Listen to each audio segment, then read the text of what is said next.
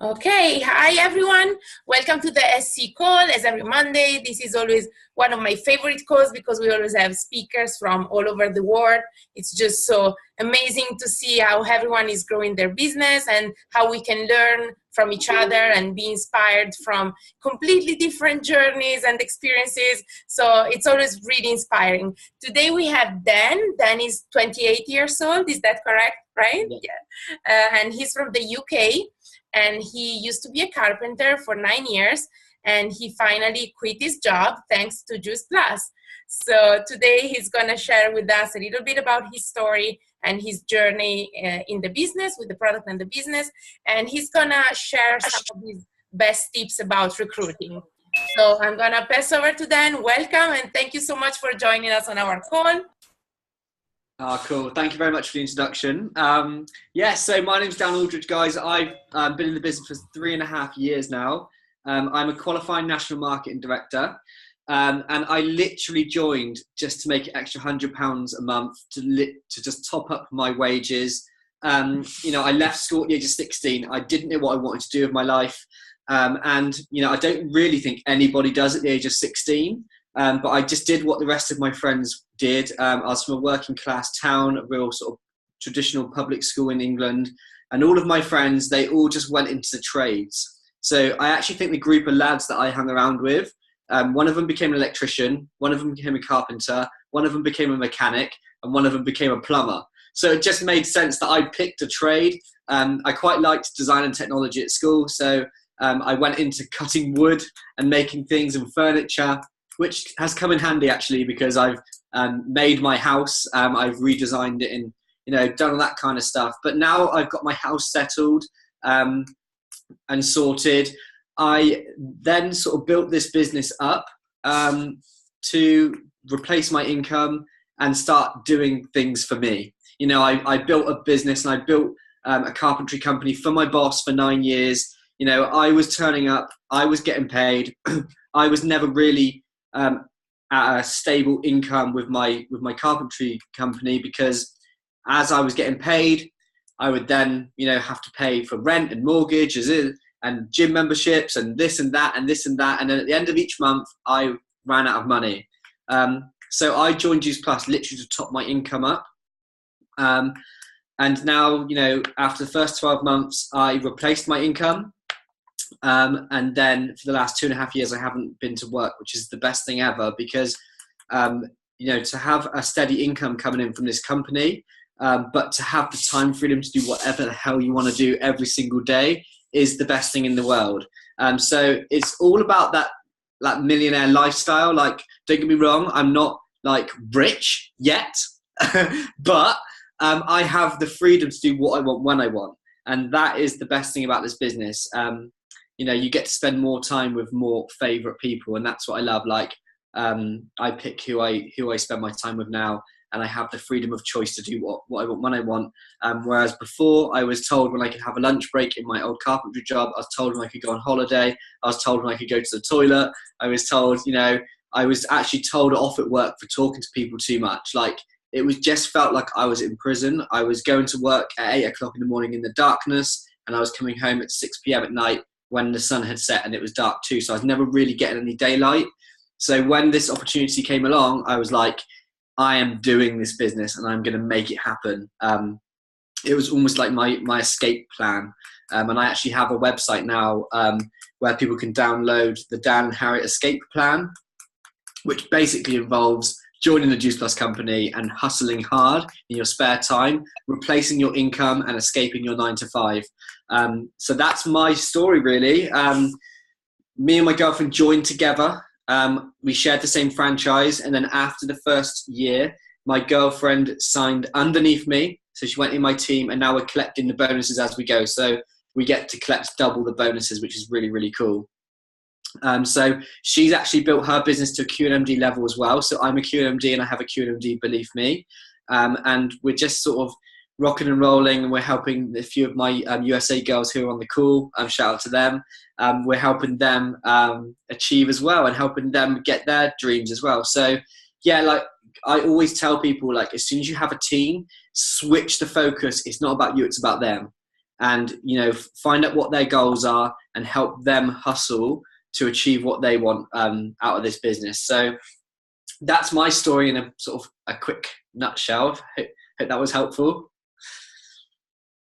Sorry, I was muted. Yeah, I loved it. And especially, you know, I think when you were talking about all your friends picking trades, it's like it's the story that we tell ourselves about how our lives is supposed to go, right? Like Exactly. that's normal. While you And it's a classic case. It's a classic case of you are the average of the 5 people you spend most time with. So I was hanging around with that mindset and that level. So when I just assumed it was normal to get into that sort of thing, and it was. And then when I joined the Juice Plus company, all of those lads who I used to hang around with, they were all like slating me. They were taking the piss out of me. They were like, every time I did a Juice Plus status, they would put like an emoji of like a gun to a head saying like, kill me now, stop posting about Juice Plus. And they were all sort of just like talking about me behind my back. And then like when I got my Range Rover, they were all, you know, at the gym saying, hey, have you seen Dan? He's quit his job. He's got his dream car. They were all like bragging about me, the fact that they like knew me and that I was some success story. But what I remember is they were mocking me to start with. So if any of you guys are new on the team here and you've got anyone who's sort of saying, oh, you're not doing that, are you? Remember who they are, because one day there'll be people that will be apologizing to you and saying, I'm sorry, like I ever put you down because you've really made this business work. I love that you said that, because it's exactly what I was about to ask you, because it's what we all go through at the beginning. So people attacking or, you know, criticizing, and sometimes it's really tough, especially if you don't have that like still strong self-belief. It can really be proving. So I was exactly about to ask you that. So let me ask you a little bit. Well, we know that your girlfriend is on your team now. I would like to know a little more about how you go with recruiting new team members, and those, if you want to share something about how you start them, so how you do the startup with them. Sure. So when it comes to recruitment, you know, I was talking to a girl earlier, Charlene, who's hopefully going to join the team, and she's on the call, but I'm not going to out her. And I was saying how this business is all about making friendships. That is exactly how this business works. If you are connecting with someone and you can see this person would be good, you can see this person has great potential and inspiring, then your job isn't to recruit them. Your job is to make friends with them. You know, and there's lots of people that I speak to on a daily basis that I don't really click with, and they're the people that don't join. So it's all about you. Like whoever you are is who you attract. So if you are a negative person and you've got bad vibes, you will attract a team of bad vibes. So it's really, really important that you work on yourself, you work on your mindset, and you work on your self-belief, because the person who you become through this business is the person and the team that you will attract. And that's why I'm sat in front of my bookshelf behind me, because those were the books that I had to feed my mind, because for 9 years I was a broke carpenter. I had a terrible attitude towards work. I didn't want to be there. I wanted to find the quick fixes all the time. Like if I could do something quick, I would. But with this business, it's taught me that you need to enjoy the journey. You need to apply the work ethic, and you need to be always growing, always evolving, so that you never really get like stuck or never really settle anywhere. So what's happened to me over the last maybe 6 months is I would say I've evolved my business to go a lot more towards Instagram, because I feel like sometimes on Facebook you're talking very much to sort of your own town and your own area. But when you talk to people on Instagram, you're going at a global scale.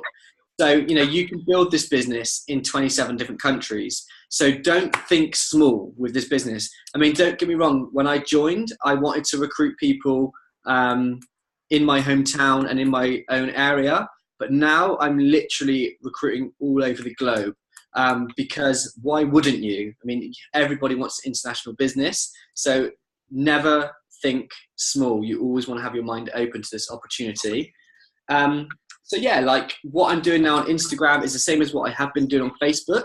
But the beauty of Instagram is that you can search hashtags and you can find a specific type of people. So don't waste your time on people who, don't try and get people to buy the products who hate living a healthy lifestyle. Don't try and get people to join the team who would rather watch Netflix than build a business. Like, we want ambitious people with a great work ethic. Now, don't get me wrong, I hustled whilst Netflix was on in the background to start with my business, and I do occasionally as well. But my mindset now is that I can stay focused on my business even if the TV is on in the background. But yeah, like, it's all about taking a prospect through the journey of stranger to friend to family. And that is what it's all about. It's the connection and the relationships. I've been in the business 3.5 years. I've seen a lot of people come and go. And the reason why people leave and quit my team is because our relationship isn't strong enough. And that person has thought, this business is hard, it's not working, blah, blah, blah. They have all their excuses. And I wasn't there as a mentor enough to sort of help them through the struggle. Now, I can't take myself responsible for everyone that leaves, because everybody leaves for different reasons. So you can't beat yourself up about this business. But when I look at my team up there on my wall, the people who are in my team and the people who will never quit my team are the team members that I've got the best friendships with.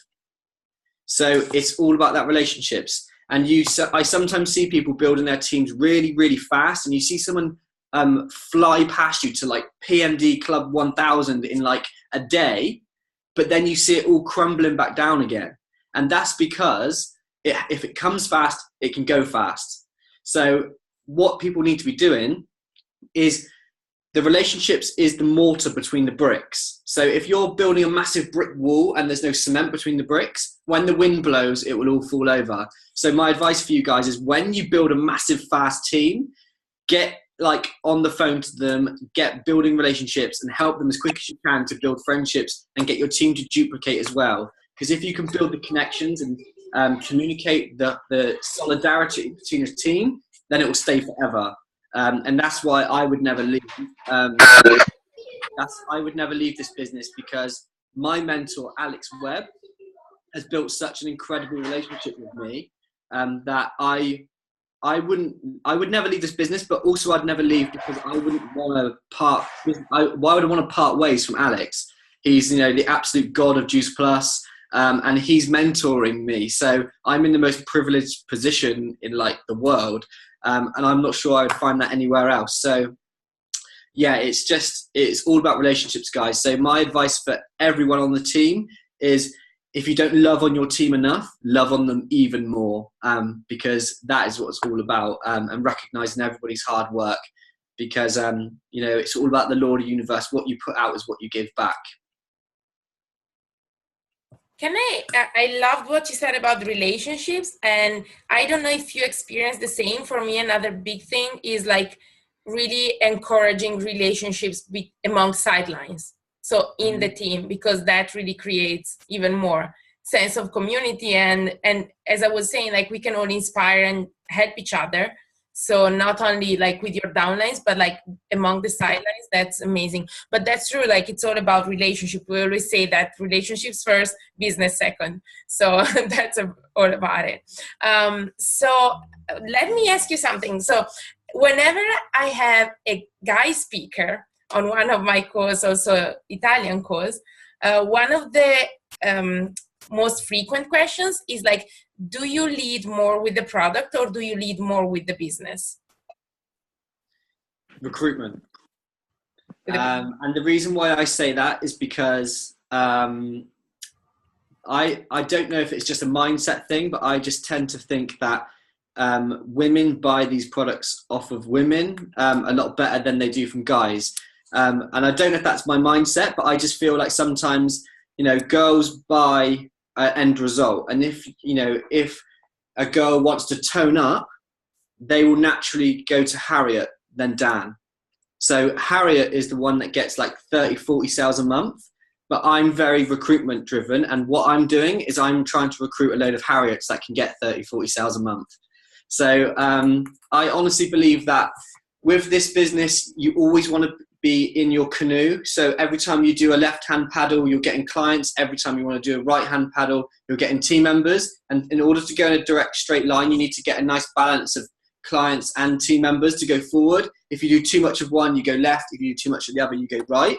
So I'm always trying to find clients, but recruitment is where it's at. And I absolutely love recruitment because you just never know who could come in and change your life.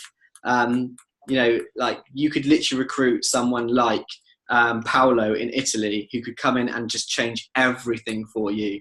So I'm always on the recruitment mission, looking for great team members who could come in and just take it to the next level.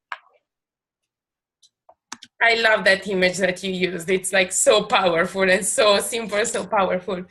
So I don't know if anyone on the line wants to ask anything to Dan. Guys, you can unmute yourself if you have questions or shares about what Dan just shared with us. Yeah, it's Callie. How are you? Hey, Dan, thank you so much for all your golden nuggets. Love it. Just to, I guess, build on recruitment, what are some tips that you have or maybe a mindset on how you lead with recruitment? Sure. So I guess your first thing you need to sort of do is work out who you are and work out what the type of person you want to attract is. So if you are, you know, a vegan or a vegetarian, or you're into yoga, you're into meditation, you're into cycling, you're into running, like drill down on what you love and what you're passionate about in life. Because if you can follow a niche of certain type of person, then it's going to be fun. So you know, I'm into running, I'm into the gym.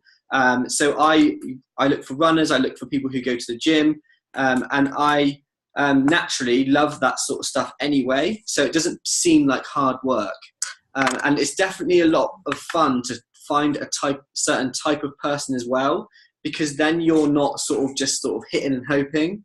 For the first few years of my business, I definitely wanted to just recruit anything and anyone that walked.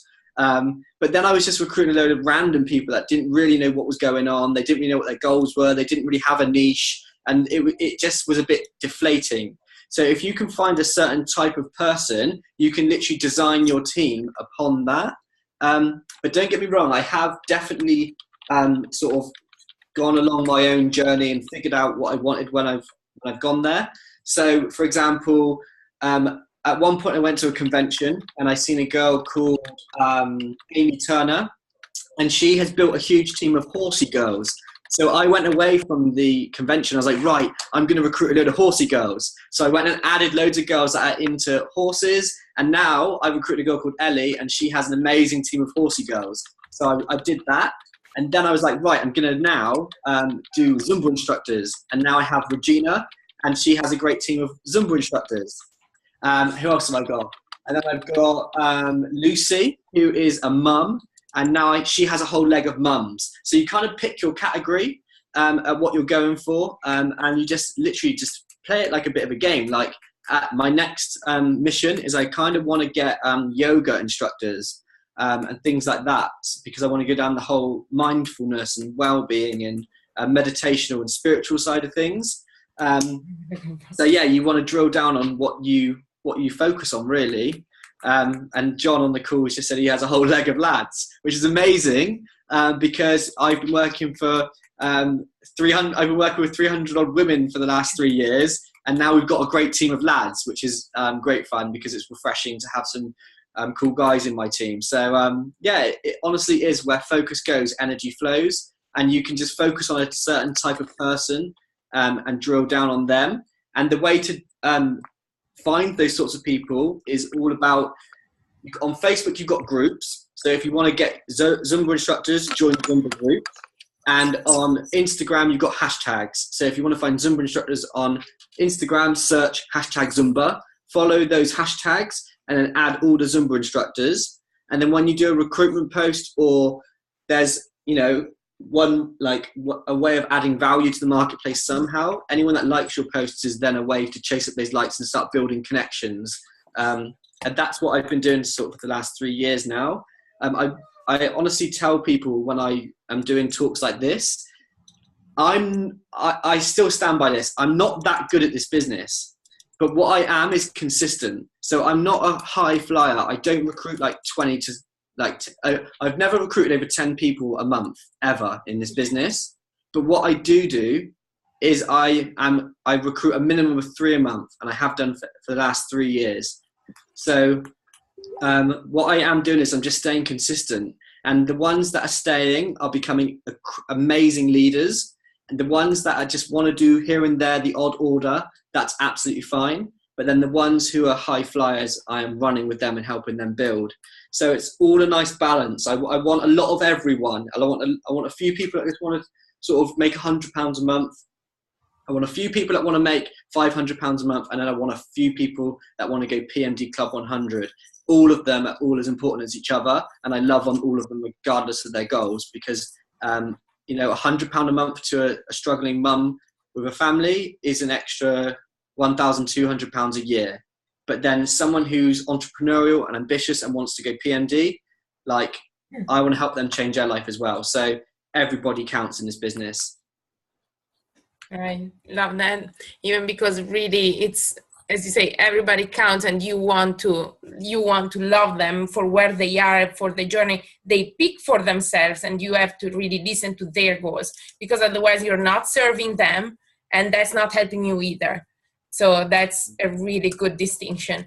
Other question I want to ask you: how do you keep yourself motivated? You've been in the business for 3.5 years, so you've been in the business for a while. What do you feel works better for you? What are your tips to keep yourself motivated?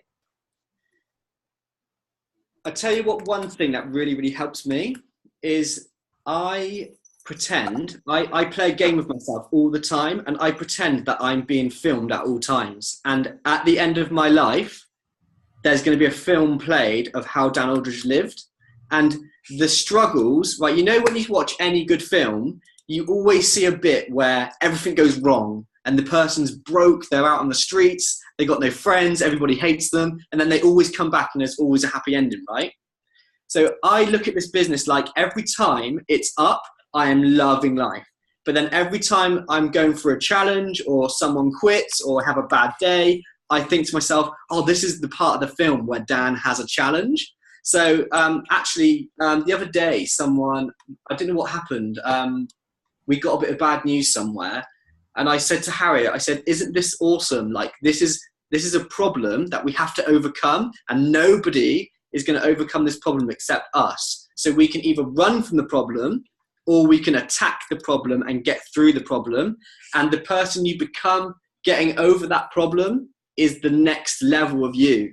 So you either win or you learn. And for that, if you have that mindset, you can never lose. So whenever I have a problem or a challenge, or I feel stuck, like, I just think, well, I have to become the next version of Dan Aldridge to get to that position. And I honestly believe that's how I've got to where I am today. The person who signed that 50 quid sign-up fee 3.5 years ago was not the person sat here today.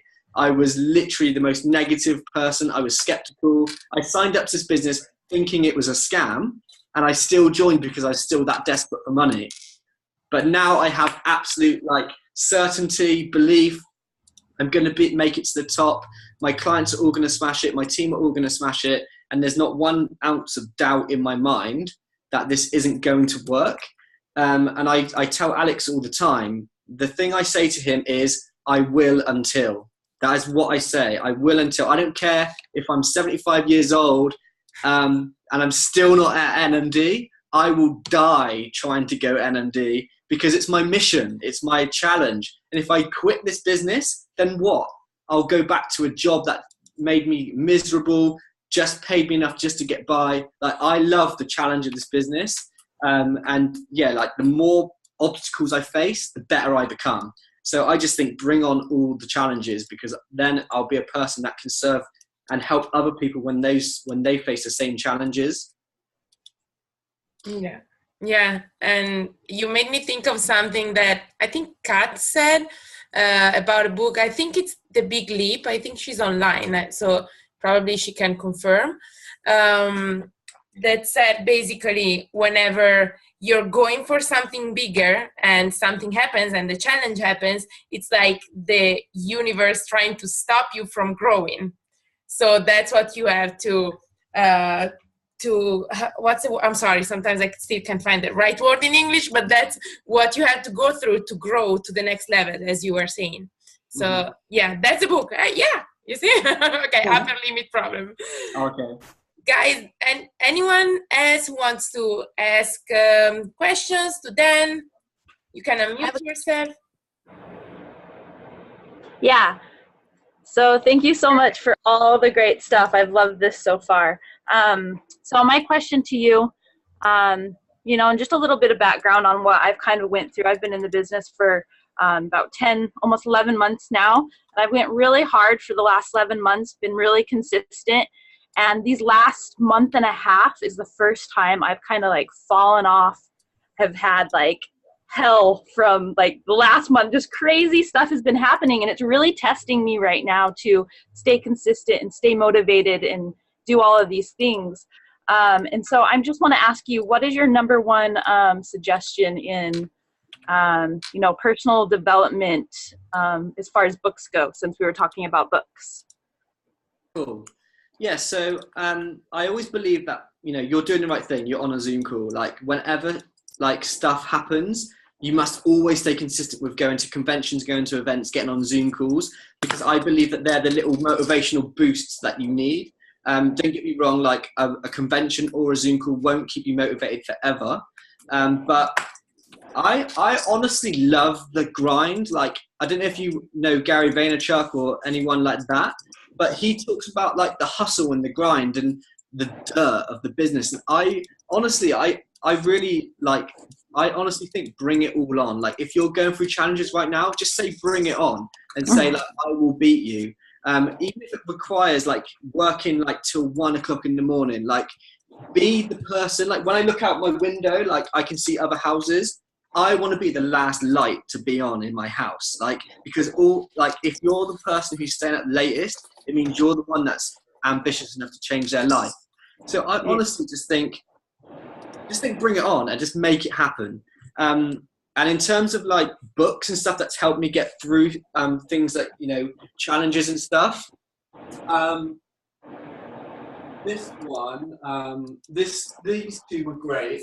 These were two great books. And where's the other one? This one. So these books really did change my business. So the first one I read in Bali when I was a year into the business. So I was probably at a similar stage to you. And when you are an SC, this is where you want to pick this book up, because this is called The 21 Laws of Leadership by John C. Maxwell. And it talks about all the different areas in which you can be a leader and not a boss. And at the back of the book is a test where you can write down what areas of leadership you're good at, what areas of leadership you're bad at, and then you can look at what areas you need to work on. So I've actually got mine there filled out from the poolside in Bali when I was reading this book. And when I came back, my business changed because I changed my mindset. I switched from becoming a boss to becoming a leader. So that book massively helped me.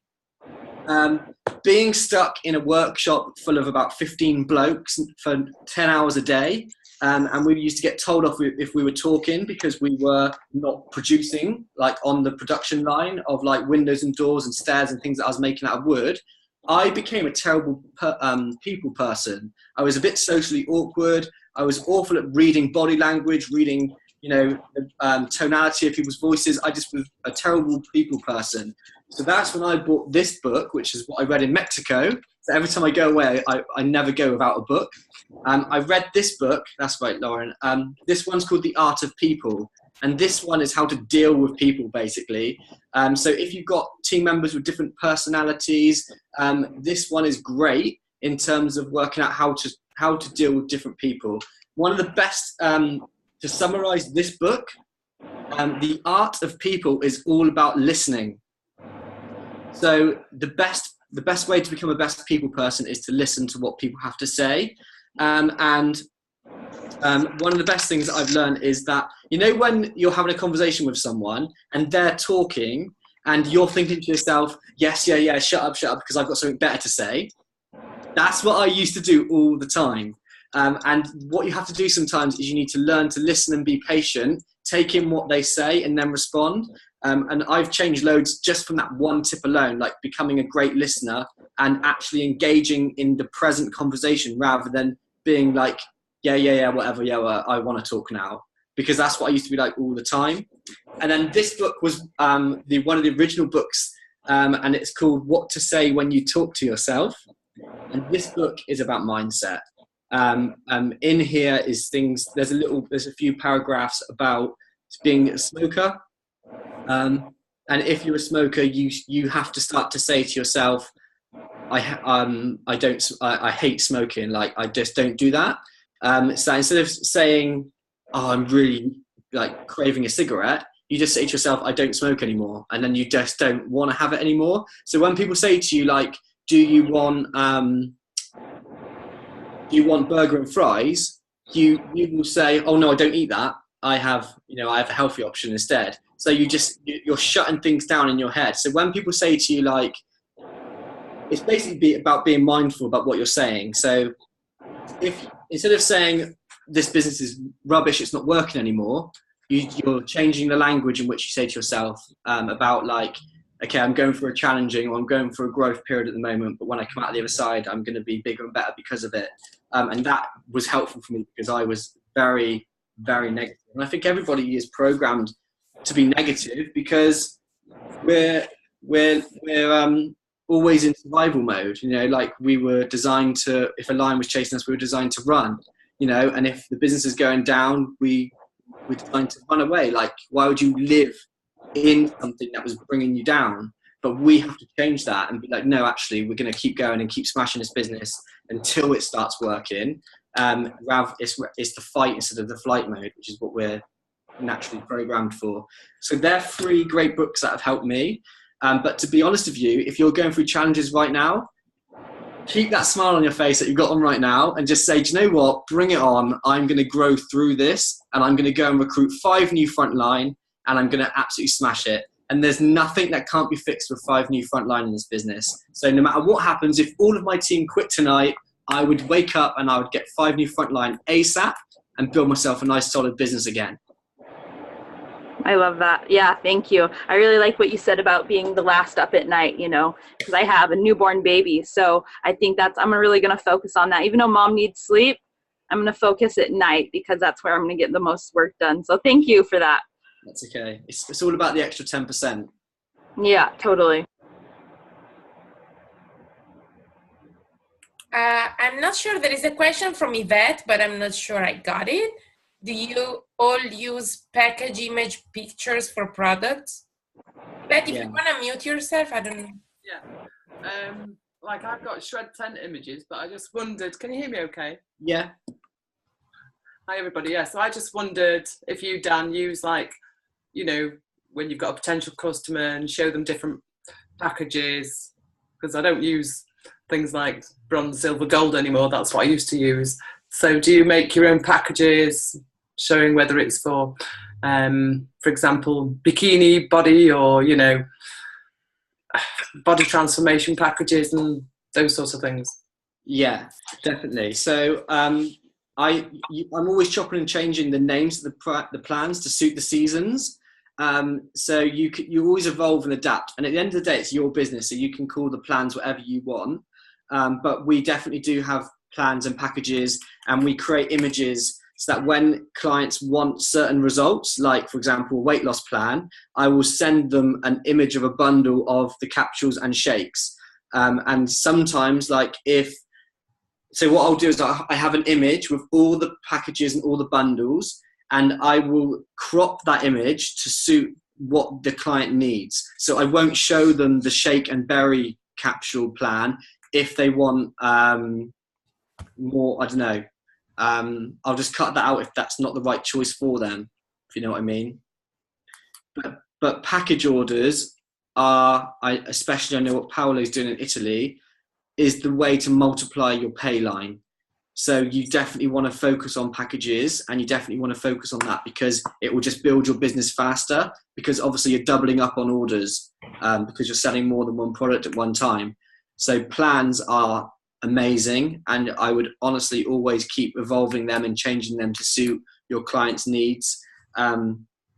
Yeah, and definitely do that all the time. Like, it's very rare that I will sell an individual product. I will always sell shake or berries, or shake or fruit and veg, or shake and premium. Worst case scenario is I sell just the shakes. Thanks, Dan. No worries. Anyone else who wants to ask or share?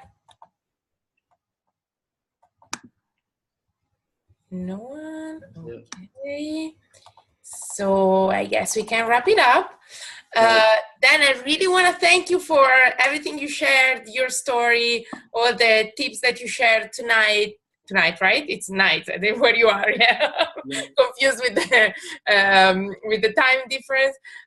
So yeah, I really want to thank you so much for everything you shared. I think it was really inspiring, especially for who's going through maybe challenges, or someone who feel a little maybe stuck at a position.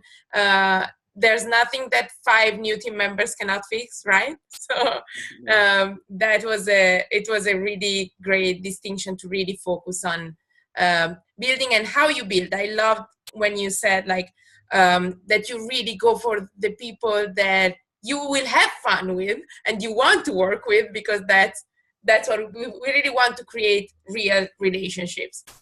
Exactly. So thank you again so much. It was really a pleasure to have you on the call. Thank you all guys for being online. I'll see you next week. Cool. Thank you very much, guys. See you later. Bye. Thank you, Dan.